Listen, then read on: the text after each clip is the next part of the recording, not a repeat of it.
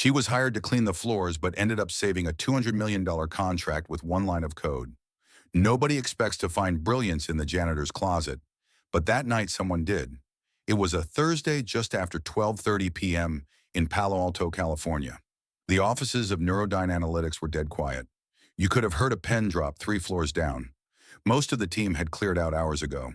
Only a few blue lights still glowed from the server room down the hall.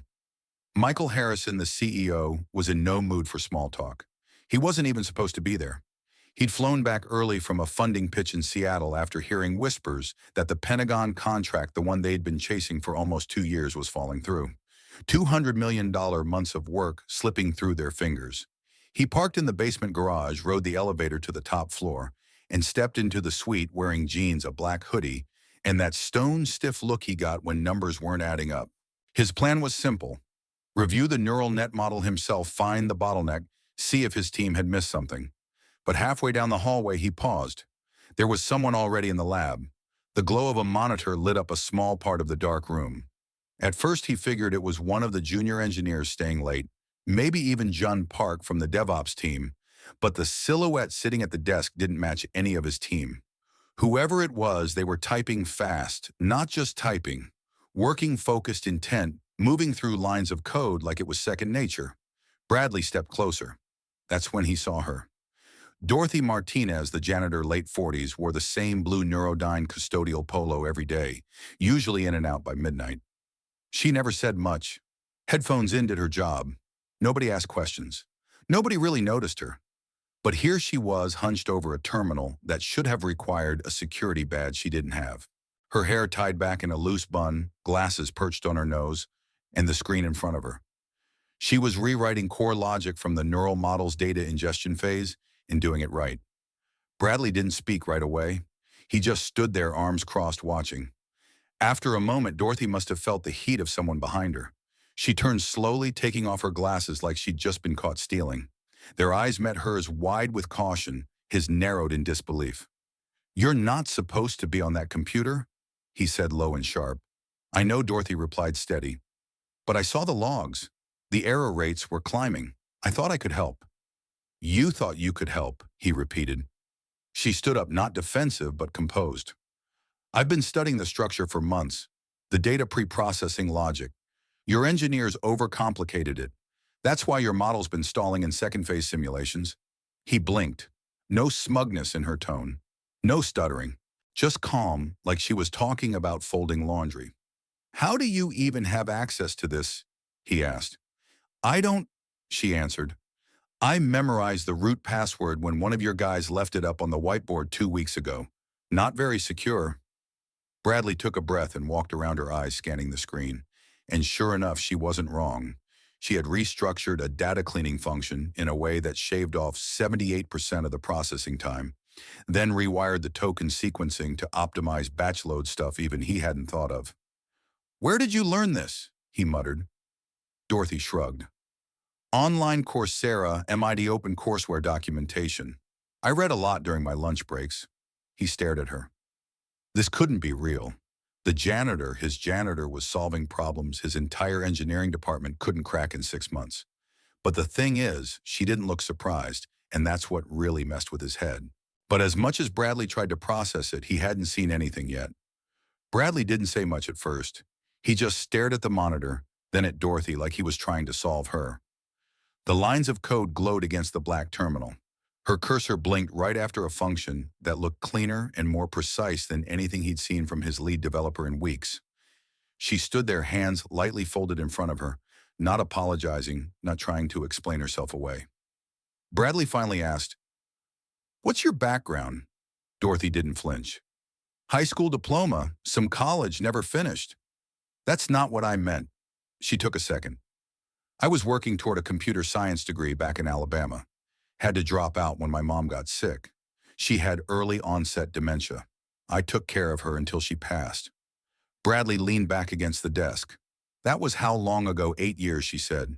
"Been working cleaning jobs ever since. Pays the bills. Lets me breathe." He looked at her again. Really looked. This woman who cleaned trash bins and wiped down desks just rewrote core functions in a machine learning algorithm used by defense contractors.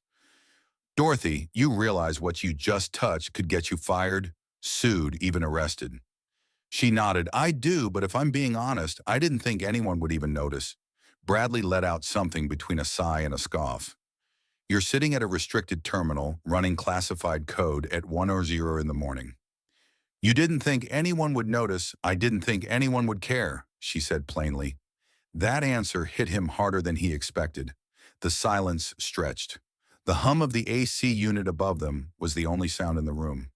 I don't even know how to respond to this, Bradley said. You're telling me you've just been reading code during your breaks for fun. Not for fun, for practice, she replied. I couldn't afford to finish school, but I figured if I can't buy the degree, maybe I can earn the skill. Bradley rubbed his forehead, feeling the headache build behind his eyes. All right, step back from the terminal. Dorothy complied, not scared, not proud, just still. He sat down in her place, scrolled through the logs, compared her changes to the version history. Everything she said checked out. Not only was the model faster now, it was more accurate. He ran a quick test. The output aligned perfectly with the sample objectives. You know this contract could be our entire Q4 revenue stream, right? He asked, still looking at the screen. Yes, she said. And you knew the model was broken. Yes. So why didn't you tell anyone? She let out a short breath, almost a laugh. You've got a team of engineers with master's degrees from Stanford and Caltech. You think they're going to take advice from a woman pushing a mop? Bradley spun in the chair to face her. If what you're saying is true, we've had 25 people working on this problem full-time for 4 months. You just solved it in 1 hour 47 minutes, she said. He blinked again. Okay, you're either a genius or you've been playing us for a long time. I'm not playing anyone, Dorothy said. I just wanted to see if I could fix it. That's all. She started to turn toward the door, almost like she was going to walk out and pretend this never happened. But Bradley stood. Wait. She stopped. He pointed at the code. You know exactly what you're looking at. That's not just reading documentation. Dorothy didn't say anything, but the way she looked at him said it all. She wasn't bragging. She wasn't trying to impress him. She just knew what she knew. And for the first time in a long time, someone finally saw it. But Bradley wasn't ready to tell the board he trusted a janitor over his chief engineer. At least not yet. Bradley didn't sleep that night. He sat in his office, eyes fixed on the ceiling. Dorothy's face burned into his thoughts. Her tone, her poise, that code. By 7 a.m., he had already called a private meeting. No assistants, no calendar invites, just 3 names written down on a sticky note. Clayton Sue, lead systems architect. Mara Bishop, senior ML strategist. Dev Patel, project manager on the defense contract. They arrived by 8:15, all wearing confusion on their faces. Did I miss something? Mara asked, setting her laptop on the table. Nope, Bradley said. You're right on time. He didn't waste any more of it. There was a breakthrough on the Nexus model last night.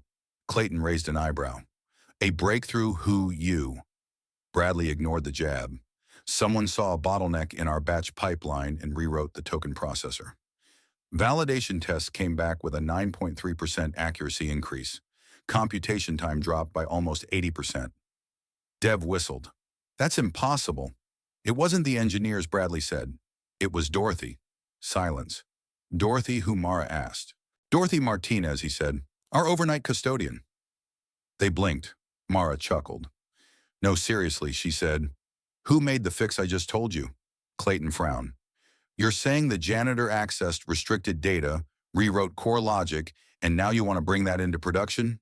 Bradley sat down. Not yet. I want you all to meet her first. Dev crossed his arms. So we're just taking her word for it. Bradley didn't answer. He looked toward the door. Dorothy stepped in, holding a small notebook. Same uniform, same quiet look. No one said anything at first. Then Mara gave a half smile. Hi there. Morning, Dorothy replied calmly. Bradley gestured to the whiteboard. Dorothy, would you mind walking them through what you did? Dorothy nodded and stepped forward. She didn't hesitate. She didn't ramble. She picked up a dry erase marker and started drawing a simplified version of the model architecture. Layer by layer, function by function, she pointed out which parameters were redundant, how memory was being wasted in the sharding layer, and what changes she made to preserve context without sacrificing performance. Mara sat up straighter. Dev stopped playing with his pen. Clayton squinted at the board like someone had just written the answer key to a final exam he failed. "And you did this when?" he asked. "Between 11:45 and 12:30 last night," she said. "Where did you learn this technique?" Marla asked. Dorothy tapped her temple. "Years of reading and watching. Algorithms don't care where you come from, just whether you're right." Dev leaned forward. "You understand we've been pouring millions into this model, right?" "This is DoD-level complexity," I know, Dorothy replied. "That's why I didn't touch anything permanent. I wrote a shadow script and tested it against your last data set. No live system interference." Bradley glanced at Clayton, who looked somewhere between impressed and threatened. So Bradley said, "Is what she's saying valid?" Clayton sighed. "It's not just valid, it's sharp, real sharp." Mara added, "If we package this right, it'll save us weeks of back-end tuning." Dev muttered and maybe save the contract altogether. Dorothy stood quietly, marker still in hand. Bradley turned to her. "What do you want?" She raised her eyebrows. "Excuse me, you just fixed a $200 million problem. What do you want in return?" She didn't blink. "A seat at the table. No handouts, no PR stunt, just the chance to earn my way in." The room went quiet again. Bradley looked at the others. "You heard her." Mara nodded slowly. Dev gave a single approving tap of his pen. Clayton hesitated, then said, "She's not wrong, but this changes a lot." But not everyone in the company was going to be happy about Dorothy taking a seat that wasn't meant for her. By noon that same day, the company wasn't buzzing. It was boiling. Word spread fast at Neurodyne. Too fast. It started with whispers in the hallway, then Slack threads, then kitchen break room debates over lukewarm coffee. "Wait, who fixed the Nexus model? You're kidding." The janitor. "No way. This is some PR stunt." Bradley lost it. People didn't say Dorothy's name. They said the janitor like she hadn't just saved the company from falling apart at the seams. Bradley watched the reactions unfold from the sixth-floor window. He saw the quick glances Dorothy got when she walked by, the fake smiles, the awkward silence when she stepped into a room. He had given her temporary access to the R&D floor, strictly under review, of course. But that didn't stop the stares. Dorothy ignored it all. She clocked in at 7 a.m. the next morning, just like she always did. Same uniform, except this time instead of a mop, she carried a laptop in her backpack. Mara made space for her at a spare desk in the corner. Clayton didn't say much. Dev avoided eye contact, but Dorothy, she just got to work. Bradley checked in on her an hour later. She had already rewritten the failover sequence in the anomaly detector and found an indexing error that had gone unnoticed for 6 months. "You sleep last night?" he asked. She nodded without looking up. "A little slept better than I have in years." He smiled. "You sure you're okay with all this?" "I'm not here to be liked," she said. "I'm here to build something better." Bradley respected that, but not everyone did. By day 3, the anonymous complaints started rolling in. She accessed sensitive data without clearance. "She's a liability. This sets a dangerous precedent." Clayton forwarded one email to Bradley that just read, "We work our whole lives for these roles. Now anyone can just clean the floors and leapfrog us." Bradley didn't respond, but he saved it. He pulled Dorothy aside that afternoon. "I need to ask you something," he said. "No pressure." She looked up from her screen. "I want to bring you in officially, not as a temp, not under review. As a junior systems engineer with full clearance pay bump, benefits, the whole package. It won't make the noise go away, but it'll draw a line in the sand." Dorothy stared at him. "You sure your board's going to be okay with that?" "I don't care what they're okay with," Bradley said. "They didn't stay up and fix that model." "You did." She let out a slow breath. "All right, but I'm not looking to be anyone's miracle story. I just want to work." He smiled. "Then that's exactly what you'll do." That afternoon, Bradley called a company-wide meeting in the first-floor auditorium. Over 200 employees filled the seats, engineers, interns, HR, security. He stood at the podium. No PowerPoint, no graphics, just a mic and a message. "I am going to keep this short," he began. "Many of you know about the fix on the Nexus model. What you may not know is that the breakthrough came from someone most of you have passed in the hallway 100 times without saying a word. Her name is Dorothy Martinez. She's not just part of our team now. She's a key reason this company still has a future." Murmurs rolled through the crowd. Bradley continued. I don't care what school someone went to or what title is on their email signature. What I care about is competence. And if someone proves they've got it, they deserve the chance to use it. He paused, then added, Dorothy, welcome to the team. Some clapped. Most didn't. Dorothy stood up slowly near the back of the room. She didn't wave. She didn't smile. She just nodded once, then sat back down. But one person's applause lasted a little too long, and it wasn't out of support, it was out of spite. By the end of the week, Dorothy had already done more than most junior engineers do in 6 months. She didn't say much in meetings. She wasn't trying to prove a point. She just worked solve problems, wrote clean, thoughtful code, and quietly, project by project, she started pulling the entire Nexus program out of the ditch it had been sinking into. Bradley was watching it happen. So was Mara. Even Dev, who had initially kept his distance, started tagging her on code review tickets, but not everyone was on board. It started small. A missing credentials file here, a broken login, there a firewall rule mysteriously changed. Dorothy didn't complain. She fixed each one without fanfare.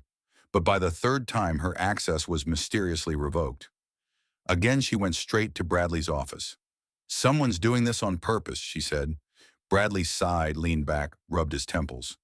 You think it's Clayton? Dorothy didn't answer. She didn't have to. Clayton had been quiet. Too quiet. He hadn't submitted a single update in over a week. Hadn't spoken to her outside of code comments. His face in meetings was flat, cold, unreadable. Bradley stood up. All right, I'll handle it. But the next morning it got worse. At 9:12 a.m., Dorothy's code from the anomaly detector was overwritten, not edited, deleted. Her contributions removed from the repository. No backup, no record of the comments in the version history, like she never touched it. She stood there staring at the screen, frozen. Mara walked by and saw the look on her face. What's wrong? Dorothy pointed to the monitor. Mara's eyes widened. That can't be right. There's no way this just disappeared. It didn't just disappear, Dorothy said. Someone wiped it. They both looked at each other, then went straight to Bradley. An hour later, they had pulled audit logs from the server. Whoever had deleted her code had done it under a fake admin account, but the IP trace led to one machine, Clayton's. Bradley confronted him in the break room alone. You did it, he asked, arms folded, jaw tight. Clayton didn't deny it. He just leaned against the counter and said, She doesn't belong here. Bradley blinked. Well, she didn't earn it. Clayton said, You let her in through the back door. You think if she was some dude named Tyler with a CS degree, this would have played out the same. Bradley's face didn't change. I think if she were a guy named Tyler, he wouldn't have solved the damn problem. Clayton shook his head. You've lost control of your team. No, Bradley said quietly. I'm just finally listening to the right people. By noon, Clayton's badge was deactivated. Security walked him out without a word. No drama, no scene, just silence. Some people whispered, a few cheered. Most just kept their heads down. That afternoon, Dorothy was quiet. She stayed at her desk, restoring what had been erased, typing line after line, like it was muscle memory. Mara brought her coffee. Dev sat next to her and offered help rebuilding the model. Nobody said much, but the energy had shifted. Bradley came by later and said, You didn't deserve that. I'm sorry. Dorothy looked up and gave the smallest nod. I've had worse. I'm still here. He smiled. Yeah, you are. That evening, after everyone left, Dorothy stayed behind again. She walked past the computer lab, the break room, the empty hallway, then down the stairs to the lobby. She stood there looking at the reflection in the glass. Her Neurodyne badge now clipped to her backpack, her name etched under the title Junior Systems Engineer. It was real. Not charity, not luck, not a mistake. She'd been invisible for years, now not anymore. But the biggest test wasn't behind her. It was waiting in an email she hadn't opened yet. It was just past 10 p.m. when Dorothy finally powered down her workstation. The lab was quiet again. No sabotage. This time, no whispers, just the soft blue glow of her screen and the hum of her overworked thoughts. She stretched her fingers, cracked her neck, then reached for her bag. When she noticed it, one new email, subject line private DoD request for individual review. She clicked. Inside was a formal request from a Department of Defense contractor named Lynch and Braver Systems, one of the firms overseeing the Nexus project. They'd received logs of her changes her code, Apparently, someone on the Pentagon's tech team had flagged it. They were impressed. No more than impressed. They wanted to schedule a private technical debrief. Just her. Dorothy sat back, rereading the message 3 times. The email ended with a line she hadn't expected. We believe your insight could be crucial to future contracts. If you're interested in consulting independently, we're prepared to offer terms immediately. She didn't move, just stared at the screen, barely breathing. The next morning, she showed Bradley. He leaned forward in his chair, mouth pressed into a hard line. They're trying to poach you. Dorothy shook her head. They're trying to test me. See if I'm real or if this was some lucky guess. Bradley was quiet for a moment, then he said, You should do it. Dorothy blinked. You're serious? Yeah, he said. You earned that spotlight. I'm not going to block you. Hell, I'll vouch for you if they need a reference. She studied him. Even if it means losing me. He nodded. Even then. A moment passed. I'm not going, Dorothy said. Not yet. Let me finish what I started here. They can wait. Bradley smiled, but deep down he knew the clock had started ticking. Dorothy's presence had become more than an asset. She was a symbol now, a challenge to the way the company and maybe the whole damn industry looked at talent. Not everyone saw it that way. Some execs upstairs started talking behind closed doors in private emails. Bradley found out through Mara, who overheard a conversation near the elevators. They're saying you're making the company look unstable, she told him. Like you're letting emotion get in the way of structure.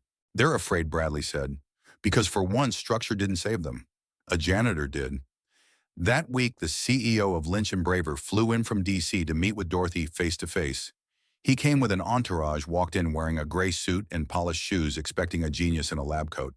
Instead, Dorothy met him in cargo pants and a windbreaker, hair tied up, holding a thumb drive. She walked them through the model. Not once did she ask for anything. She just explained her thinking, showed them what she fixed, how she knew it would work. And when the executive leaned back and said, You know you could be leading your own team by this time next year, Dorothy just smiled. I don't want a team, she said. I want a better system, one where people like me don't have to wait 12 years to be taken seriously. Bradley, standing in the corner, just nodded. That afternoon, Lynch & Braver offered Neurodyne full retention of the defense contract, with a condition Dorothy would stay on board as the lead technical advisor for all Nexus modules. Marlowe was the first to cheer. Dev fist bumped her in front of the whole floor. Clayton, he was gone, and no one missed him. As the day wound down, Dorothy sat at her new desk now, by the window with a plaque that just read, M Trailer System Specialist. No mop, no uniform, no one telling her what she couldn't do. Just work, just code, just proof. But there was one more conversation Dorothy had to have, one she'd avoided for too long. Dorothy had the office to herself again. Late Friday night, same building, same floor. But everything had changed. The badge clipped to her waist now opened doors she used to mop behind. People stopped her in the halls not to hand her trash, but to ask for her insight. Her name showed up in meeting invites, not the nightly maintenance logs, but still there was something unfinished. She stared at her phone finger, hovering over a name in her contacts she hadn't tapped in 2 years. Alana Traylor, her older sister. They hadn't spoken since their mother's funeral. Too many words left unsaid. Too much resentment over who did what and who didn't. Dorothy had dropped out of school. Alana had moved across the country. They both made sacrifices, but Dorothy had taken the longer road, the lonelier one. She hit call before she could talk herself out of it. It rang twice. Dorothy Alana's voice was cautious, tired. Hey, Dorothy said, trying to sound casual. Got a minute silence. Then yeah. What's going on? I just wanted to tell you something, and it's probably going to sound crazy. Alana laughed under her breath. It's been 2 years. You could tell me you moved to Mars and I'd believe you. Dorothy smiled, then told her everything. The fix, the confrontation, the sabotage, the defense contract, Clayton getting fired, Bradley standing up for her. She even mentioned the Pentagon meeting. When she finished, there was a long pause. Then Alana said, You're not joking. No. Hey, Dorothy, you were always smart. You just never gave yourself credit. I gave myself credit, Dorothy said softly. Nobody else did. Another pause. I'm proud of you, Alana said. I know we haven't said that stuff in a long time, but I mean it. Mom would have lost her mind hearing this. Dorothy looked down at her keyboard, blinking away the sting behind her eyes. Yes, she would have.